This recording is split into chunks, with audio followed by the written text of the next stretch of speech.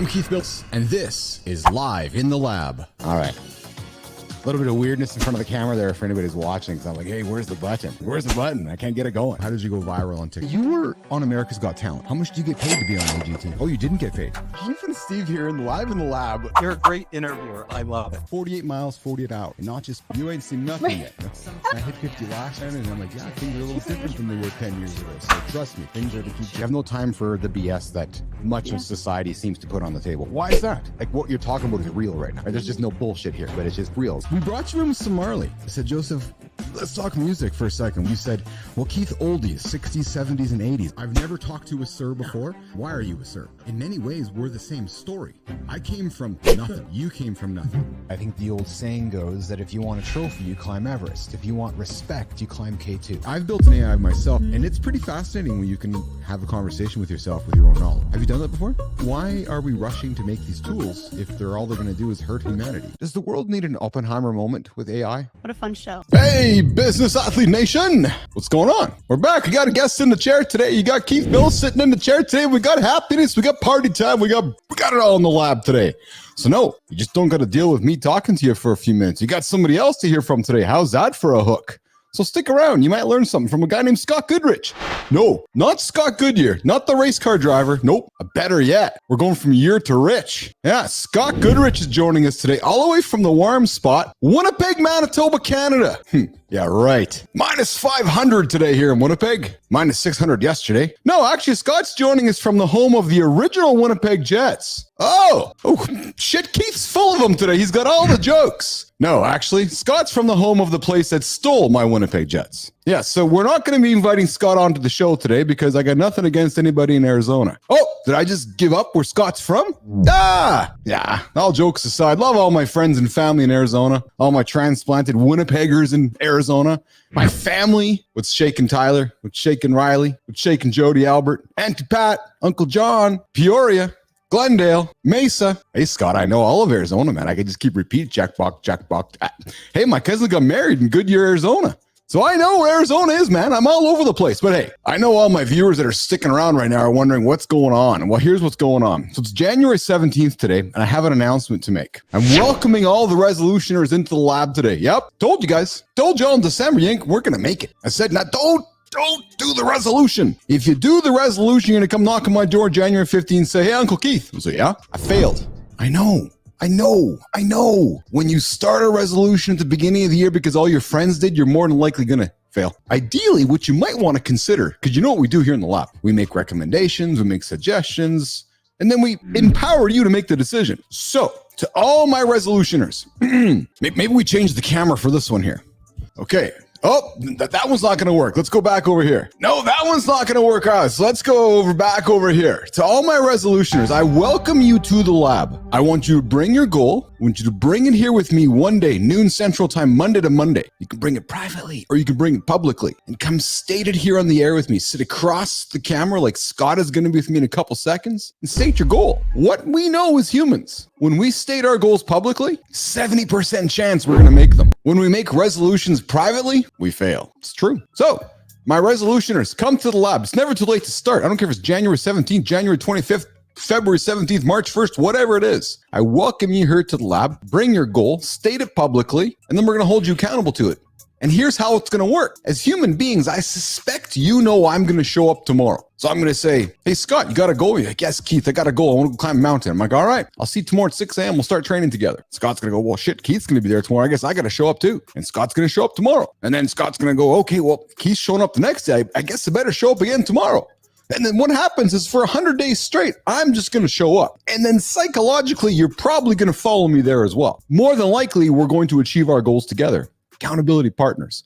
So resolutioners, come to the lab, come sign up, make your public statement, and come achieve the goal you want to achieve so we can hold you accountable. All right, there's my monologue. I'm done. Less than 6 minutes. Out the door. Scott Goodrich, not Scott Goodyear, from Arizona, not Winnipeg, up on the board over there. I'm going to bring him in. We're going to chat about vision, traction, and healthy. Hey, you know, I'm all about systems here in the lab. You know, I vowed to you guys I wasn't going to write a book. I vowed I wasn't going to sell you any systems because you know what? Everybody else has already done it. Now they've already written books. They've already written all the systems. What the hell do I need to do it for? Let's go use everybody else's. So Scott Goodrich joining us here in the lab. Let's bring him in. Let's do it. Boom. Scott, I'm awesome. Good to hear. Sound awesome. Love the opening. Good stuff. So I want to take it back just a second off your opening. So I'm actually from New England. So we share the AHL. We go way back. WHA. Think Hartford Whalers. Think the Howe brothers. Like that's my hockey, right? Playing hockey in the mall in Hartford, Connecticut. All right. Literally built them all around the arena. Like that was what I grew up with, and watching the Winnipeg Jets come into town and play. At the time, my beloved New England Whalers. That's old school for you. That's the 70s. That's early 80s. That was my hockey team. So I don't have I feel bad about the Jets because I go all the way back there to that. So I don't have the affinity to the Coyotes out here. I'm back with the Whalers who are now the Hurricanes. So we've all lost teams along the way. We lost them along the way. You've ultimately redeemed yourself, Mr. Scott Goodrich. There you go, man. And so you redeemed yourself. You've dated yourself because now we're both the same age. You say, okay, New England Whalers. Okay, I know where you're coming from now. Then, all right, yeah, absolutely, yeah. So, and I'm married. My wife is a huge hockey fan, Flyers fan. So she grew up Flyers, and so one of the first things we did when she came up to visit my family in Connecticut many moons ago was I took her to a game. And of course, she's used to going down to the old Spectrum, seeing the Flyers, Broad Street Bullies. Like that was her hockey. We go to this place. It's in a mall. Like they play a song when they sing. There's no foghorn. It's like, what is this? Why is everyone not standing? Why is there not screaming? Like, I don't know. This is what we do in Hartford. It's a little different flavor. A little different. I've been to Hartford once. I was in Hartford 2 summers ago. My kid was there playing hockey, and we drove through Hartford on the way to Boston, and then in that part of in that neck of the woods kind of thing. So Hartford's just between Boston and New York. Just kind of cruise past it on your way between. It is. Yeah, it's just kind of there, isn't it? It's just the city pops up in the middle of nowhere. Yeah, it's just kind of popped. That's right. So that's where I grew up and bounced around a little bit, but landed in Arizona 15 years ago. So my affinity still back in New England with all those sports. So that's right. That's right. Let's keep the credibility factor going for the audience about Scott Goodrich. So Scott is a professional EOS implementer, business owner, business coach, host of the Grow Your Damn podcast. Grow Your Damn Business. Business podcast. Sorry. Yeah. Grow Your Damn Business podcast. Yeah. So first, back it up. Professional EOS implementer. Sure. What's an EOS implementer? Yeah, so it's a fancy name for a business coach, but the folks that do this, and there's a little over 700 of them across the world that actually do what I do. What we do is we just implement the tools and the techniques and the processes associated with EOS. Okay. And EOS is short for the Entrepreneurial Operating System. Heard you say you love systems. It's what attracted me to EOS. It is really just, hey, follow this path for your small business and start to execute with some discipline and accountability and get real traction in your business instead of just winging it. And so when you opened up and saying vision, traction, healthy, that's what we try to bring to the entrepreneurs and the small business owners that we work with. And the company itself was founded by the author of the book Traction. So if you've got some small business owners in the audience or some entrepreneurs, they probably have seen Traction, been recommended to read Traction, they've listened to Traction. Incredibly popular book in that community. And it lays out very specifically how you can operate your business day to day, week to week, month to month, to build up some discipline to ultimately deliver on the execution of this great idea you had for a product or service you want to bring to market. It's about turning that vision into reality and not just hoping it happens. Scott, how did you stumble onto to EOS? And before you answer that, as I've started my show here a number of months ago, and I've met numbers of different coaches and lifestyle coaches and business coaches and a system here and a system there and a book here and a book there. I'm fascinated by the amount of systems and processes and so forth in the market. How did you come across EOS? And what made you decide to buy into this system as your own? Yeah, it's a great question. I had spent a long career working as a W-2 employee, kind of working my way up through various organizations, always on the ops side. So really on the execution of whatever it is, the product or service that we were selling in that organization, depending on whom I was working with at the time. And when I decided to do something different, I talked to a number of different people, and I was actually referred over to EOS by someone as I was laying out my background. I said, this is kind of what I do. This is what I believe in. This is what I'm about. This is the things that I've accomplished. And she clearly said, what you need to do is you need to go investigate here she pointed me to the books that are what the whole system is based on. She said, read these, come back to me and see if this doesn't resonate with you. Does it echo with you? Well, it's just one of those things, Keith. Sometimes you read something, you put it away, say, okay, I took a couple things, that's fine. Or you read something and say, oh, wait a second, this is exactly what I've been doing and what I want to do going forward. And that's what, when I read Traction, and there's a second book called Rocket Fuel, when I read those two books, I was like, oh, this is exactly who I am, what I'm about. And then I had two choices. I could go work in a company that was already running on EOS. There's very specific roles for folks that are on the execution side of that. We call them integrators, but those are the folks that make companies go while the visionaries dream up the next big. So that was a path. And I looked at that. But the other path was to actually help multiple companies simultaneously as one who implements and coaches and really shows leaders how to make EOS work for them in their organization and run their business using these tools. That's the way I went, because I didn't want to be with just one organization, but how can I help multiple companies and get that variety while still being able to share all the gems that are inside EOS. Mm-hmm. What prevented you from creating your own system? I never really wanted to do that. I don't have anything specifically, Keith, about why I would go out there and do that. I certainly had done something similar to that just on the coaching for performance side inside larger companies. So we had some gaps that I noticed as I was leading some larger teams. It was actually working at Capital One, big credit card company. This is about 15 years ago or so, and realized that there was just some gaps in how the frontline leadership, those folks that coached people answering the phones or making the calls. Everyone's called the call center before, and I realized we weren't quite delivering what we needed to do for those folks. I did create some training for them to improve their performance, but I really didn't have all the tools at my disposal to make it larger than that, to be something carried over. I wanted to really impact other organizations. So that was the first thing. The second thing is I also own a small business, as you mentioned.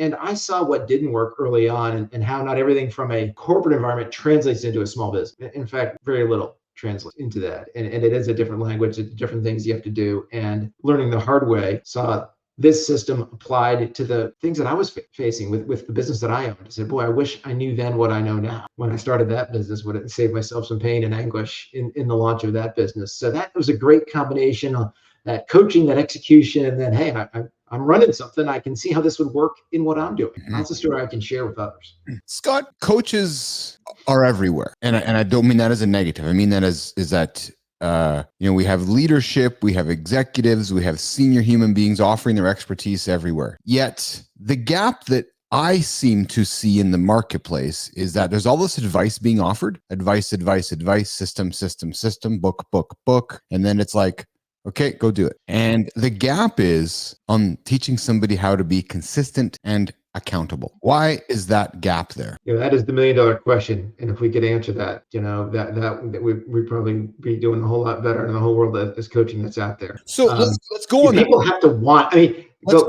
ahead.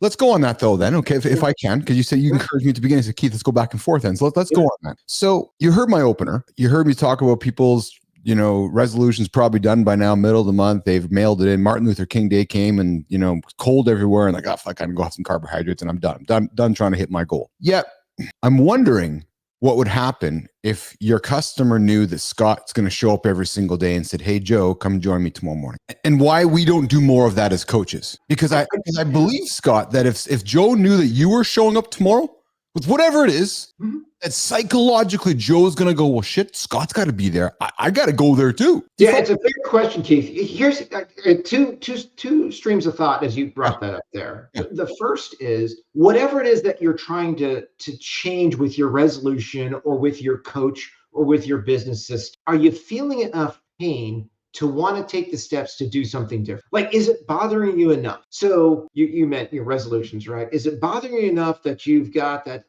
last 10 or 15 pounds you want to shake? Is it bothering you enough that when you jump on the Peloton, I can only go for 15 minutes and I see these 30-minute rides that I just can't do? So does that bother you enough to do something different? I don't know that of you. I'm going to ask that question of you, but I don't know that of you. Only you know that of yourself. Because if it doesn't really bother you, you ain't going to change it. Yeah, I guess that's really what it comes down to, accountability, isn't it? If it's not bothering you enough. Doesn't bother you enough, right? And I find this, and we do try to ask our clients when we start with them, before we ask them to commit to anything, spend any time with us, we ask 3 questions of our clients before they start. 1, is EOS right for you? Do you know enough about EOS to see this is something that makes sense to you that you're on. I don't want to say something you have no clue about or have any interest in. So if you read a book, done a research, and you listen to me talk to you a little bit about it, is EOS right for you? 2, is Scott right for you? Like there has to be a personality match. Keith, if we didn't get along, this conversation would suck.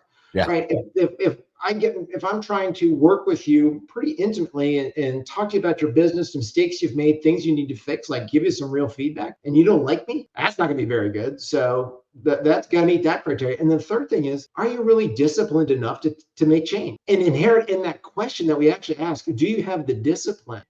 Are you willing to do what it takes? And are you realizing, right? Do you admit that you have something that's not working today that you know needs to be addressed? Because if you're totally cool with just kind of stand on cruise control, fighting those fires, working the 78 hours a week that you're doing as you're trying to build this thing, and that's somehow rewarding to you and working for you, you're not going to meet the criteria. That's cool. You should go on your way, and I'll go try to find the next person that maybe is in a different spot.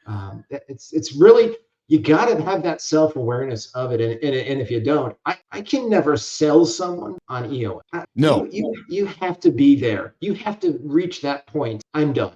I've lost control. I've hit a ceiling. Yes. Nothing's working. I'm completely frustrated. I started this business for one reason and it's gone. Whatever it is that's going on, then and only then can we at least have a conversation about EOS. And frankly, any other business system, it don't much. Right. EOS is the thing that I talk about. But any system, you've got to have a willingness to do something different, or else you're just going to spend a bunch of money, spend a bunch of time, and be right back where you were. Mm-hmm. As I said, what seems like where there's the gap that continues in the marketplace for humans, frankly, even in the wellness fitness industry is, here's your system, and then it's up to the human being to have the will and have their own accountability to deliver on the system. Like you said, the light strongly has to be on in their head to be motivated to want to go and show up. Yeah. If the other half of that question is, we ultimately want to teach you how to, right? We don't want to cook you dinner. And so I don't know where that line is in your mind, Keith. I'd love to get your thoughts on that, right? So showing up every day, are you actually so if you said you and I live near one another and tomorrow we said, okay, Scott, you're gonna learn how to run outside because we're gonna do marathons in the wintertime with all states. I don't know. We're gonna do something crazy. Yes. Like that's our commitment to one. Are you serving me dinner every day if I only do it when you show up, or are you actually teaching me the discipline? Say, this is what I do. This is how I get out of bed. This is the routine I have. I'm going to show you how to do this for a few days, but then you've got to do it on your own because you're a grown person and you got to figure that out yourself because you're in enough pain. You have enough commitment to whatever it is that we outlined to make it happen. Well, that happened with me. I had a young man come up to me a number of years ago and say, hey, Keith, I want to be successful like you. I'm like, all right, see you at the gym tomorrow at 6. He's like, huh? He goes, what does it have to do with business? Like, I'll see you at the gym at 6. So he showed up one day at 6:10 late, didn't show up the next day, and then showed up the third day, didn't show up again. And then I ran into him a few weeks later. He's like, yeah, I just couldn't do it, man. That whole 6 a.m. thing just didn't work for me. I'm like, all right, it's fine for you. But I was there because that was just my belief, right? But it was just that whole concept of, I will show you how to do it. I'll lead you horse to water, but you got to drink the water, man. Yeah.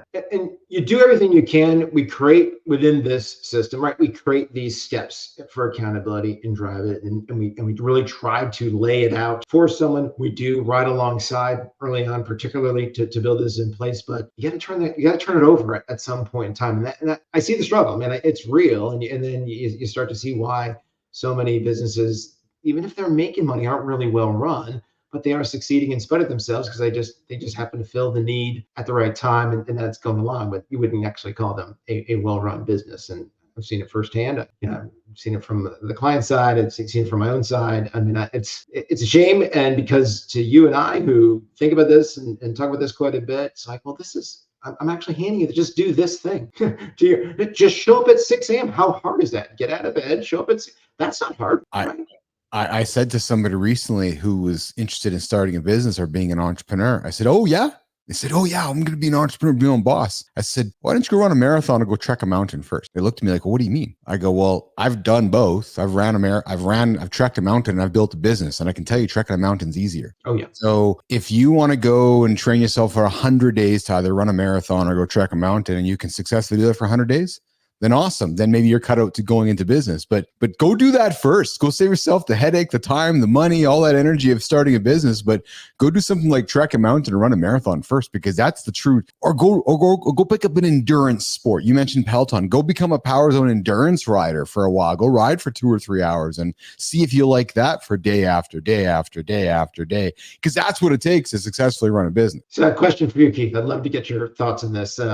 Question I ask my guests when they come on my show. I think about it all the time. Do you think entrepreneurs are born or can they be made?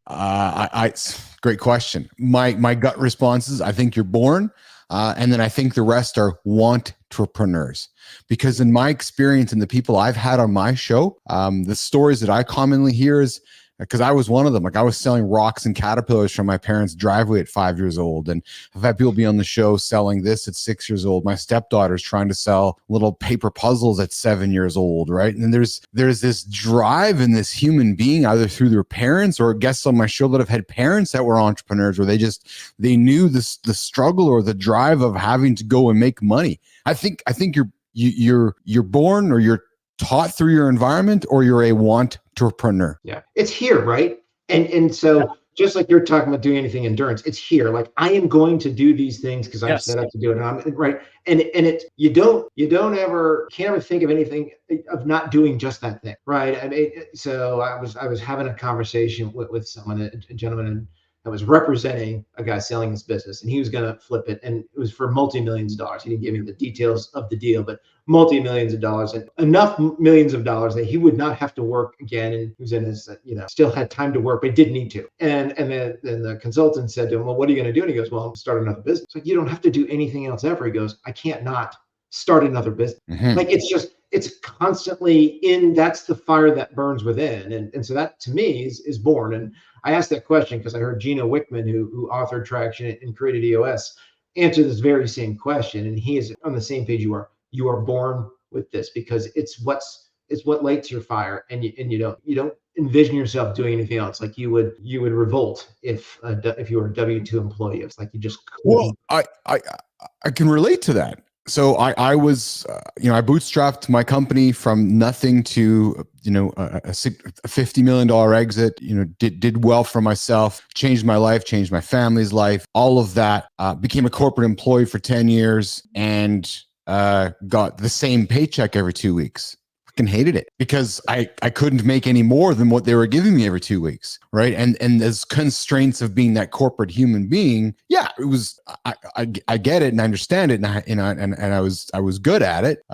But now I'm an entrepreneur again, and I'm making zero money and having a hell of a lot of fun because I feel like I have a purpose here. Yeah, and I can make more money. There's no ceiling. And I think it's okay to be whatever that is that works for you. And I've had my foot in both worlds and made it work. But it's not bad if you feel that there's a degree of comfort that comes from that same paycheck every 2 weeks. And look, that's a lot of folks. Totally cool. Okay, yes. Right, awesome. No judgment. As a matter of fact, entrepreneurs need those folks to help make their businesses go. Yeah.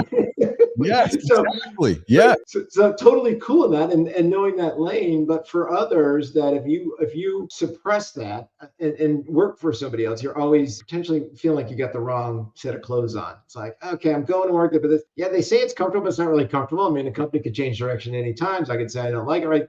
The only comfort is knowing that when I wake up in the morning, what I'm going to eat for today is what I go out and kill. And really having that. But you're right though, Scott, because somebody who was born as an entrepreneur sometimes look in the mirror and say to themselves, like, what am I, nuts? Like, what am I doing here trying to make something out of nothing? But yet the fulfillment of taking a white piece of paper and creating value in that and then selling that and then having that live on beyond you and then employing these people that still work there today. And you can look back and go, yeah, I built that. That is incredibly rewarding. Yeah, it's incredible. Yeah, it's incredible. And even on the W-2 side, you find little things that are rewarding. I took a lot of pride in a lot of the mentor relationships that I built, the coaching that I did while I was inside the four walls of that organization. And it really sustained me, and it was a nice path there. But I'm not sure it got me all the way to where I wanted to be intrinsic, right? Because I'm the same guy that you're talking about, right? When I was a kid, I don't know why I was doing it, but I had paper out, I was selling stuff door to door, I was not only mowing my lawn but mowing neighborhood lawns and created a little service and employing my buddies to go mow the lawns when I was there. Like I don't know why. That's just what I did. That flame dimmed for a while, and we got back into it about 7-8 years ago. Glad that it did, but it comes with its own mental challenges. Let's put it that way. I've been spending a lot of time. We talked about physical fitness, right? I've been spending a lot of time on mental fitness over the last 2-3 months, and just spending a lot more time on exercising the brain muscle just as much as I might exercise some other muscles by having a gym routine. Really, really fascinating work. I've had the chance to spend some time. Talk about that pivot, Scott. Yeah. Hey, not a pivot. I'm seeing it as a great ride along to my coaching practice, right? If I'm going to coach a business owner through some significant change or involving a different way of executing on his or her business, there's a little bit of therapy that goes along with that, right? There is going to be some one-on-one time. I mean, I work with owners and their leadership team, so the coaching is really for a group of individuals and facilitating them to use these tools. But what I'm finding is, first off, I need to be in the right frame of mind to go in there and help them. So take care of me first on that, and being selfish about understanding, okay, what is it that I'm all about, and make sure that I'm very clear and vulnerable, bring that to the table. But then secondly, understanding as folks hear things, bringing them some of what I'm learning around these may be getting in our way. And the platform that I've been using is called Positive Intelligence, and really just talks about what are the things that work against you in your inner thoughts. Those are called saboteurs. And what are the things that should be working for you? And those are called your sage powers. And the more time you can spend using your sage powers and the less time you spend having your saboteurs derail you, the better off you'll be.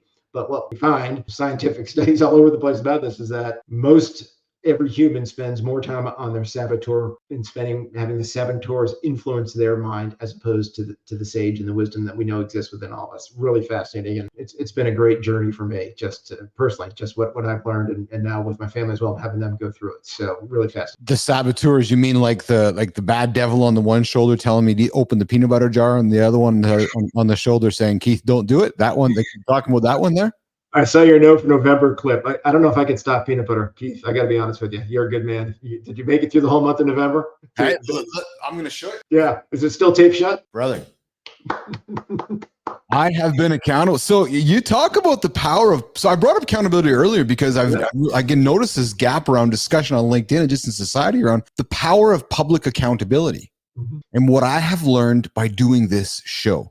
So I go live every single day, and when I speak my words, I need to be accountable to them because I never know who's listening. Mm-hmm. So when I made this statement on November 1st, I don't know how I can go back on that now. And it has been a wonderful lesson for me in public accountability.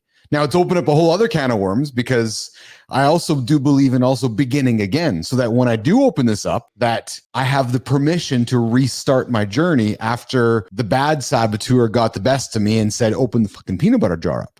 Yeah. Right. So it's opened up a whole other discussion in my head, Scott Goodrich. Wonderful. It's a scary and wonderful place to be, is to spend that time in your own head. Yeah. So the saboteurs that are there, I'm not going to steal the thunder. Shazad Shamin is the author of the book Positive Intelligence. It's his program. So to be clear, I'm just a participant and student, and at some point in time hope to be able to share this with others. But I'm going through my own practice and learning. You're a deliverer right now. Yes. Yeah, absolutely. I'm a user and a learner, and hopefully sometime can be a sharer. That's what kind of going through that. Fair. But I can speak very personally about the saboteurs that there's a very quick assessment. There's a lot of these assessments out there, but very quick assessment. And just what is the power of the saboteurs? There are 9 of them that exist within me. Everyone has all 9 to varying degree, but there are a couple dominant ones. And the first thing that is sort of you think about is, we certainly weren't born with any of them. These are not genetically encoded. So stuff has happened to you. And in order to handle that stuff, particularly when we're younger, mm-hmm. right? In order to handle that stuff, you react in a way. Your brain has been now wired to react in a way. So when this input happens, it's going to go right down the left side of my brain into these things that actually are there to cover for me, but they actually work against me because I'm using all of that armor that I built up over the time. So for me, my saboteurs, that at the top, they are being hyper rational, they are being restless, and they're being hyper achiever. So those are my three. Those are the top three of the 9 that are out there. And there's others. There's pleasers, there's controllers, there's avoiders. I'm not doing off the top of my head, but so we all have them, but those just are my dominant ones. But what that means to me is that there are things that I've done over the course of my life because of those saboteurs, and not being on the sage side and taking a minute just to say, wait a second, things are pretty good right now. Why are you so chasing the next thing? And it's not that you don't set goals to be motivated, but why are you not enjoying the moment in the present rather than being restless and thinking that's what's out there? Or, oh, I'll be happy when I get to that next stage. I'll be happy when I get that next step. I'll be happy when my business reaches this next milestone. That's a tough way to go through living, because it creates a lot of anxiety. And if you just took your sage brain for a minute and realized when you're doing that, you could redirect that thought, push it down the right side of your brain, and all of a sudden you're having a much better inner confidence. Right? Give yourself some credit for the stuff that you've done. Take a moment to celebrate the things that you got there. Take a moment to appreciate that. Right? Live more presently. Sounds simple, but man, we don't do it. I mean, I can't say I don't do it enough. And it's really, really top of mind for me in the time that I'm spending working on myself as we started 24. Hey, Scott, talk about your podcast. Talk about Grow Your Damn Business podcast. When did you start it? What precipitated you starting it? How often do you go? The challenges, the joy. Paint a picture for the audience. And I ask it because my audience only knows about the experience I share with you in building this show on a daily basis. Share with us your experience. I'm going to go back just a little bit. So when I was going into college, late high school years, going into college, I dabbled a little bit. I was on a radio show. I was working behind the scenes in a couple of radio shows, and just loved that platform. Didn't pursue it. Went a different way early in my career. Just paths led a different way.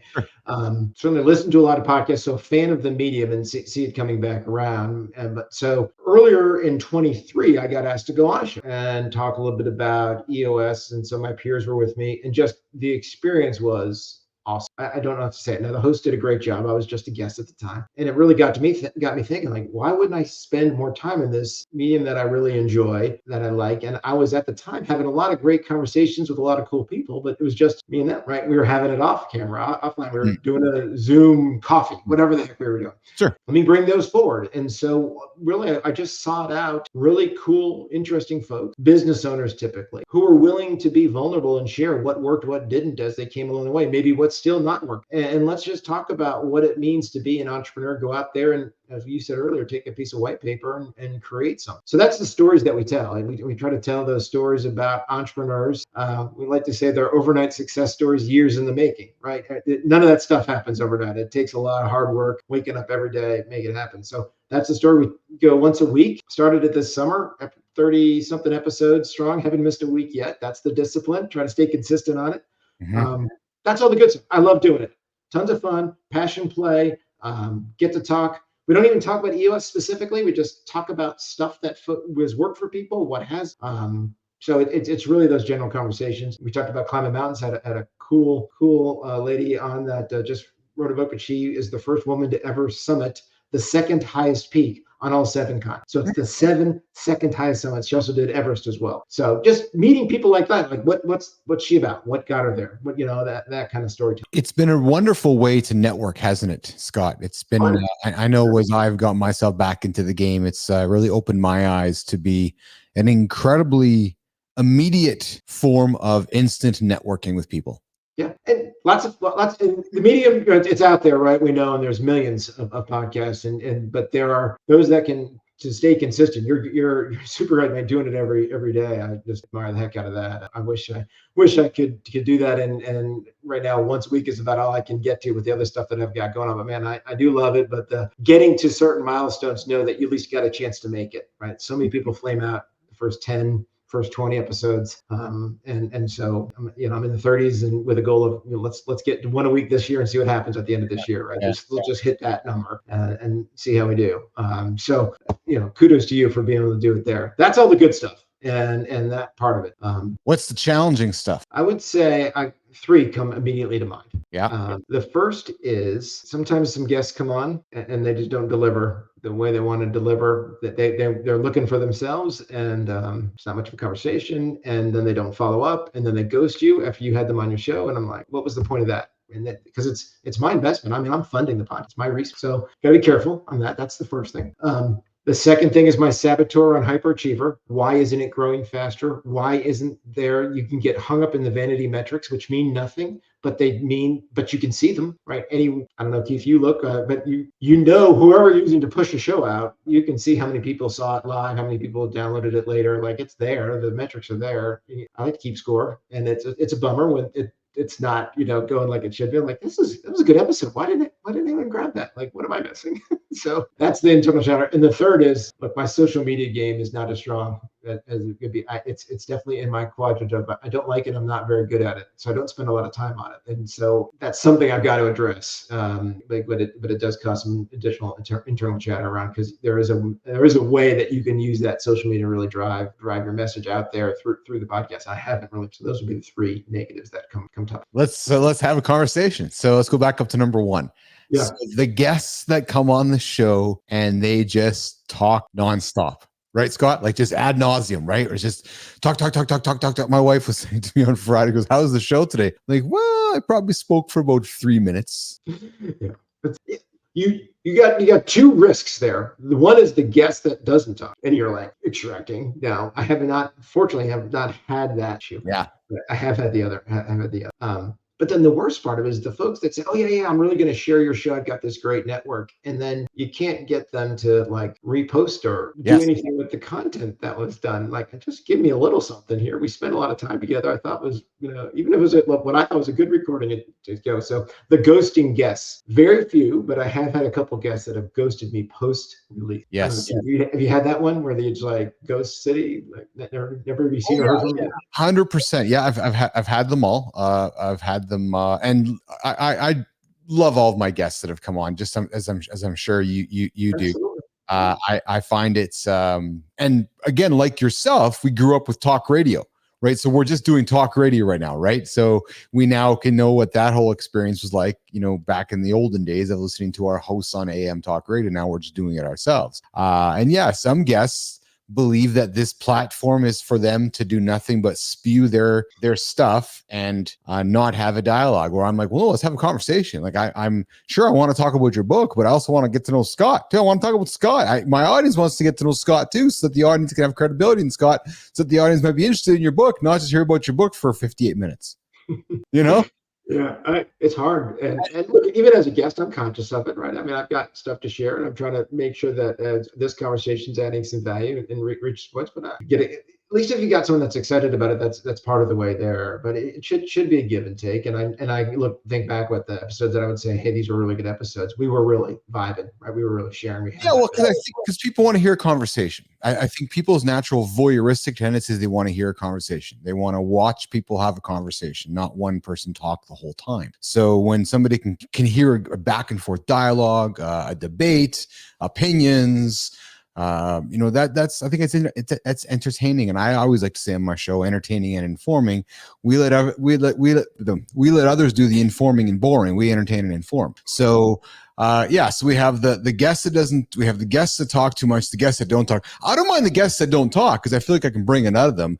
And then what about in your world, Scott, the world of 60-minute sound bites? I know as I was starting my show, I was trying to be everything to everybody, creating clips here, clips there, TikTok here, and I was like, wait, I'm a fucking long form show. I like good conversations. I like a topic. I'm long form. That's what it's going to be. So that's what I like, but that's not the reality of the attention shifting population that is out there, and how folks are trying to consume multiple things simultaneously. And so, how much do you bend to that, and where do you hold the line?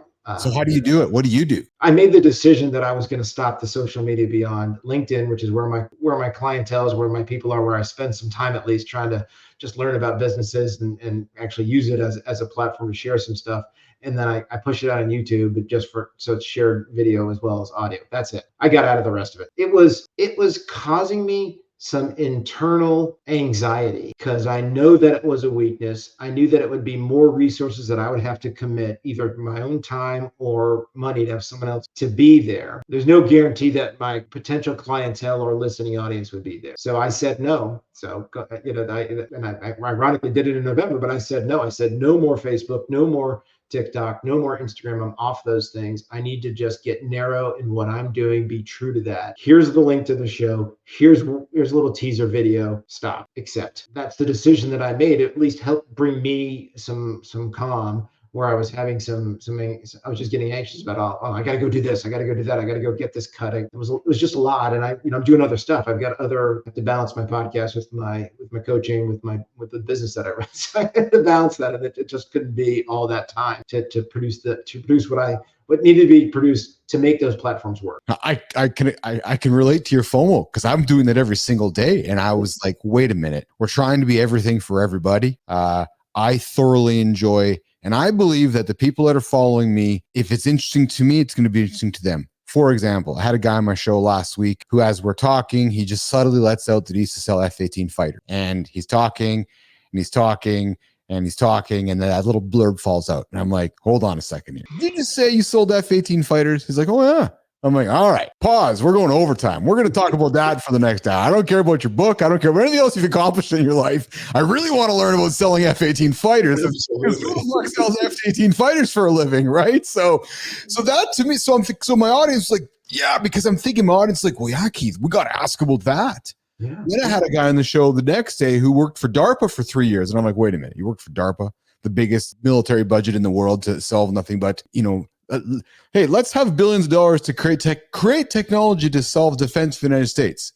Oh, what's that like working there? So again, it's to your point, having interesting conversations with interesting people and then trying to fit that into today's marketplace, right? Into 1 minute, 2 minute, 3 minute sound bites. But I like to give my audience gold nuggets. You gave the audience a gold nugget a few minutes ago, Scott, by having the awareness and having the courage and saying, no, we're not doing that anymore. We're doing this only. It takes courage to do that. And I have the FOMO. I mean, I have a former friend of mine who used to live out in Arizona. He's moved out. He's a business coach. He only coaches lawyers and helps them build their practices. That's very niche on what his coaching is. I can't flip open TikTok even when I take a few minutes personally to check it out without seeing 3-5 videos from him. They're cool. He's trying to get some traction there. I have no idea if it's working, but there's a little FOMO. I'm like, well, why can't I do that? Yes. It's that little restless saboteur pops right back up on my shoulder. Well, why can't I do that? Yes. I made a decision not to do that. So I recognize it. I push it away and say, this is what you're going to do with this. That was my original intent of hosting a podcast, was not to do those things. So why are you getting all wrapped around the axle? That was not why I got into the thing. I got into it because I like it. Having good conversations. If someone wants to consider hiring me as a coach and they can reference the 30 episodes that I've done when I'm talking to other owners about some stuff, then great. If they don't, also great. But that's there. It's going to sit there, and I'm not going to sweat whether I can get a cool 20-second cut onto a TikTok video, which may be seen by someone who never is going to see me again. You can hear my voice. I still wrestle with it, but at least I've come to that decision. I'm not going back. Right. My peanut butter is still wrapped tight. So I can appreciate your vulnerability, Scott, and I can appreciate where you're coming from, because if I can offer this, I would suggest to you, because it's with me, I'll offer it first. Part of this has to do with what the age it says in my license. I'm like, wait a minute, I'm not actually 51. I should be on TikTok. No, wait a minute. No, actually, maybe I shouldn't be, and I should be where my audience is, and I need to recognize that. But yet in my brain, I'm still 20 years old, and I can lift 500 pounds, right? So it's that same.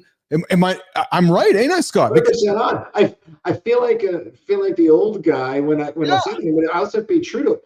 I don't enjoy spending any time on it. So not only did I do that, but I turned off the social media stuff that I was just looking at personally, just even to grab some news and some sports growth. So I cut the Twitter X, I cut the Facebook there. I only use TikTok occasionally.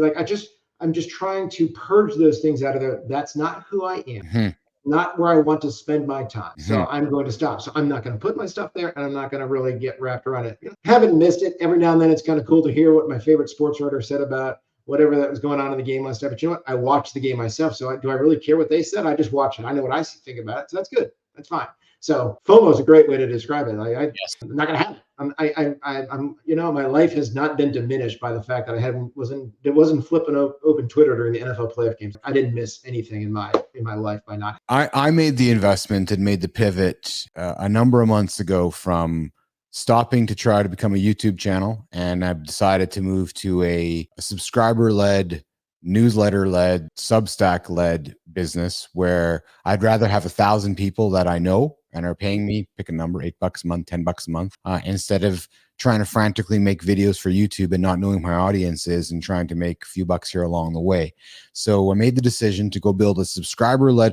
I want to own my audience and I want to rent the audience. And I believe that's the future of tomorrow's media, which is owning your audience, your micro communities, your tribes. So that's what we're doing here in the lab. No, I love it. And I think it's a great pivot. And I love what you're saying there, right? Because one of the things that I did hear early on from a lot of folks, you gave me some advice around podcasts, is it really is not about how many, it's about who. And you want to have that right group of who's that are there, that are at least resonating with what you're sharing, and somewhere down the line, maybe able to add some value either as a future guest or as a recommendation, or wherever that might lead.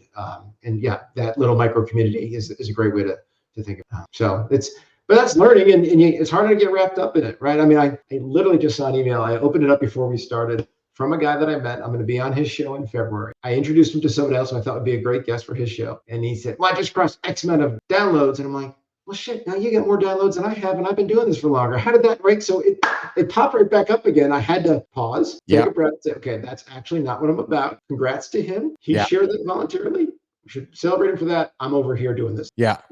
That's a minute for me to have that diversion, but I did not let it slow me down for my day. I was able to redirect. But I can tell you, a few months ago, I've been a lot of jealousy, a lot of self-doubt, a lot of stuff that would have popped up when he's sharing that in such a short window, when I've been doing it for longer and I'm not at that same level. I had the same experience, maybe with the same person. Maybe. So I can relate to those feelings. I can relate to those emotions. But I will also offer advice from one. I'm not a coach to, I say that tongue in cheek. I'm one from not a coach to a coach is comparisons are killers. We can't compare ourselves to others. The more we compare ourselves to others, the more we kill ourselves, right? And sometimes we need to hear that from our friends. So I'm telling you that, friend. Comparison is the thief of joy. It's in my head. It's there. Yeah. But that's my saboteur. So the hyperachiever saboteur is all about. But now here's the flip side though, Scott. Sure. So here's the logical data side. Okay. So yeah, you're sucking. Why isn't your numbers up? Yeah, the data is telling you that the data is showing me, Scott, that nobody likes your show. Yeah, the data is showing me that everybody likes his show. Yeah, the data is showing me that people are turning out. So it's wrestling with, okay, no, but I got to keep going. I got to keep going because I know if I keep going, people are going to show up. I got to keep going. People are going to show up. No, but the data says you suck, right? It's that conundrum, isn't it? 100%. And you have to be able to separate the things that that you can do and can control. Yes. Right. So EOS, all about scorecarding. I run my business on scorecards. Yes. Talked about putting a scorecard out for my pod, and I stopped. And it wasn't that. And the reason why was a lot of the stuff there was not in my control, and it was going to be generated elsewhere. So the only metric that I hold myself accountable to my podcast is 1 a week for every week this year. Yes. That is the only thing that I've signed up for on that. I have plenty of other metrics in my coaching business. My wife and I run our business on a scorecard. Like we're tight on that. A lot of controllables there, but the podcast thing, I just didn't see it that way. And once again, was not the intention. So I think my recognition of those things when they pop up is much faster now, and it does not cause me that same degree of anxiety or restless self-doubt, those other things that pop, like, why are you doing this if only X amount of people are grabbing the darn show? Ever had that internal thought? Like, why are you spending your time to get the guests, set them up, do this, push it out there, hire a production company? You do it because why you start doing it in the first place. You like to do it. You have fun doing it. You're having good conversations. You're creating some great platforms for your guests. Like, stick to those whys. You'll be fine. Yeah, and I believe that if you can stick to those whys, you'll be the 1%er of the 99 out of the 100%, because 99% are going to give up. Yeah, and those are the real numbers for sure. Yes. Those are the numbers, right? The attrition rate, the pod fade, whatever you want to describe it as. That's real. Yeah. So again, it's wrestling with either outliving everybody or wondering whether your format doesn't work or whether you just haven't found enough people to like your format yet. Yeah. You mentioned Peloton. Are you a Peloton rider? I am. So I was a runner, and so my two passions for a while there were running and golfing, but they weren't mixing very well. The pressure on the running and then switching to the golfing, oftentimes in the same day, was not good to me. So I peaked with my running in 2014. Okay. I qualified for and then ran the Boston Marathon the year after the Congratulations. bombings occurred. That was my peak running achievement, if you will, and ran a little bit after that, but just couldn't mix it from a health standpoint. So got into the Peloton in 19 and have been, that I do have some scorecards and some metrics on that, but I don't miss too many days on that Peloton. I'm doing a couple of rides a day. Are you on a tread, the bike, or the row? I'm on the bike. Good I've for you. been on the bike. The trend, I really have shut down the running for the most part. I will occasionally do it, but it was just too much in the back. The Peloton gives me a chance to really get the cardio without having the pounding on the back. So people who know me know that I have a 197 week streak going on Peloton. I've been on it for 197 weeks. It's my social proof. I'm a big fan of the platform. Yeah. I ride every single day. Share with the audience why you enjoy the platform. What do you enjoy about the platform? Well, and this gets to a little bit of it, but I have always tracked, even before Peloton was around, tracked what I did each day from a workout, right? So you're getting a little, right, execution. You got to track it. You got to know what you've done, what you're going to do, lay it out. So I actually started, Keith, with P90X in 08. That was, did you ever do P90X? Yeah. You Tony Horton guy? Oh yeah, we're gonna go there, are we? We're gonna go there. So here's my very brief, and I'll very brief story. But my grandfather had passed, and I put on a suit that I'd worn just a couple of years ago, and that dang suit was not there. And I'm like, what are you doing, man? I've always been pretty much in shape, but I was like, okay, what are you doing? Yeah. I said, that's it. But I said, I need a coach, ironically. I said, I can go to the gym, but I'm not going to do this the right way. But I'm pretty good. So can I bring this into my home? So P90X, I found it found me. I don't know, but I was like, this is something I can do. I have the space in my house to do this. Like, I can do this. Coach Tony take me along the way. And I did 90X, and then I did 2, and then I did 3. Then he did some one-on-one things from his house, and I bought all that. Like, I was in it. And so Tony and I we were together for 4 or 5 years. Nice. And I was doing all this. That's what got me started. And then the running and that, so, but that the credit goes there where it was due. That's what got me going and got me onto a program, a system that I knew I could follow that would allow me to get back to where I needed to get back. So I tracked that myself, but Tony tracked it, right? He encouraged you, gave you the booklet, do the tracking. Yeah. Peloton just does it electronically. It just fit for me, right? I can see it. If I want to be in a competitive day, I can put on the leaderboard and be competitive. Yes. I just do it for myself.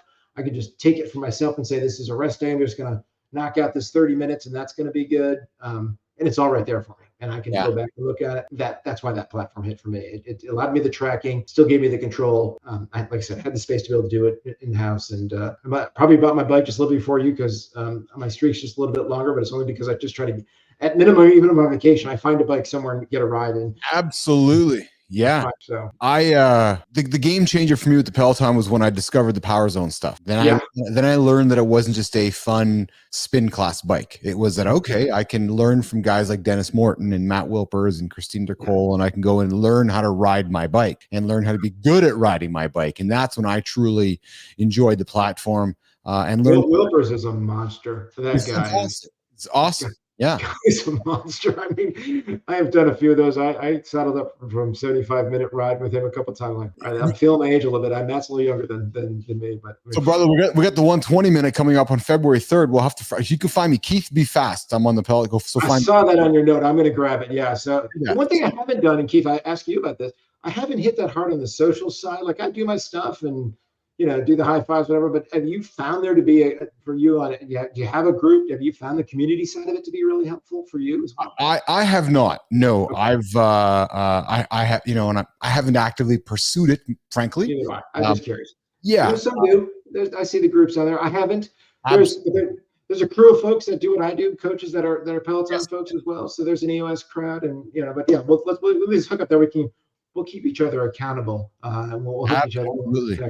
I will say one quick thing before we go. One thing I do really enjoy about the platform, and I'm sure you do as well. And again, when I tell people about it, is that when I don't want to do something for 30 minutes, and I'm like, I don't want to do yoga for 30 minutes. It's so easy to do 3 10-minute classes or 6 5-minute classes. Like just the concept of blocks of time. So easy to do, right? So easy to do. Yeah. And look, sometimes I follow exactly along with the coach. Sometimes I say, you know what, I'm going to just listen to this. This is the music I want or whatever. I'm just going to cruise for this time. Sometimes I'll turn it off and I'm like, okay, I'm watching a football game and I'm going to go ahead and pedal along here. You get the variety, get to do it. And so it hits on a lot of different levels, and I can really kind of self-guide along the way. But it's also there if I don't want to self-guide and I want to really learn what you're talking about. I think it hits both those sides for me. I'm a devotee, as they say, devotee. Me too. And a fascinating business. I'm fascinated with the business case about Peloton as well.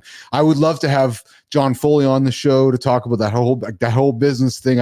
Fascinates me, frankly. But anyways, Scott, he was on the Guy Raz podcast. I don't know if you caught on that. It was awesome. Yeah, I heard that. Yeah, it was a good one. Awesome. I want to ask him about the statement of, we're going to fly bikes across the ocean if we have to. Back when the pandemic was happening, I was sitting on the couch going, "What? You're a superhero, man, flying bikes across the ocean? Woo! Money's falling from the sky. We're just sending bikes across the ocean." They were rolling for a while. They were rolling for a while. Awesome.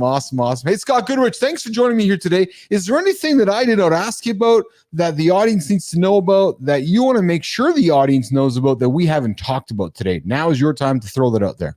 Yeah, just a couple things that I'll offer up. So as I mentioned, what I do is based on the book Traction. If anyone is interested in a free copy of the book, I'm more than happy to provide that to them. It's not my book, but I have copies available for people. They can just email me, scott.goodrich@EOS Worldwide. I can get you a copy of the book. I'll send you a link. It's real simple. My nickel goes to you. So I'm happy to do that. And then also, same email address, if you have any interest in doing some planning for your family. So one of the things that we do at EOS with our clients is we work through a vision and traction planning document for the business. And it's a very simple business plan, 2 pages. Well, we also have one for the family. So my wife and I use this, but you just plot out, what are your goals, wishes, and dreams for your family? What are the things that you're going to do this quarter to make that happen? What are the things that may get in your way? And just kind of put it all in one spot. So once again, you're acting with intention, you're executing, you're staying disciplined and accountable. I have those available as well. If there's any interest in either a family planning document, or if you'd like a copy of the book, hit me up either there or on LinkedIn. Hopefully you drop that in there, Keith. But either way is cool. I'd love to share it and get those in your hand. Awesome. Scott, thanks for coming in today. I appreciate you joining me here in the lab. I'm going to stick you back in the green room for a second. Stick you back in the green room. Say goodbye to the audience and come back and walk you out. Work for you? That's great. Thanks, Keith. Great chatting with you. I really appreciate the time. Thanks for having me. Awesome. Hang tight 1 second. We're going to do this here. We're going to put this on there. We're going to go this here. And I always like to do the play-by-play for you guys. There's some music. Hey, so another great chat here in the lab with myself, Scott Goodrich, EOSworldwide.com/Scott-Goodrich. Again, not Goodyear. Nope, not the race car, Goodrich. So if you're looking for some stuff on EOS, vision, traction, healthy, family planning, anything like that, go check out Scott. Hope you enjoyed today's conversation. Always a good time here in the lab. We talked Peloton, we talked self-saboteurs, we talked staying out of the peanut butter jar, we talked about accountability, we talked about podcasts and the commitment it takes to do all that stuff. I hope you enjoyed today's chat. We'll see you guys tomorrow. We're here back in the lab. You know who we are. Monday to Monday, your accountability coach, accountability specialist, the guy bringing it every single day. We show up. See you guys tomorrow. I'm Keith Bilous. I'm live in the lab.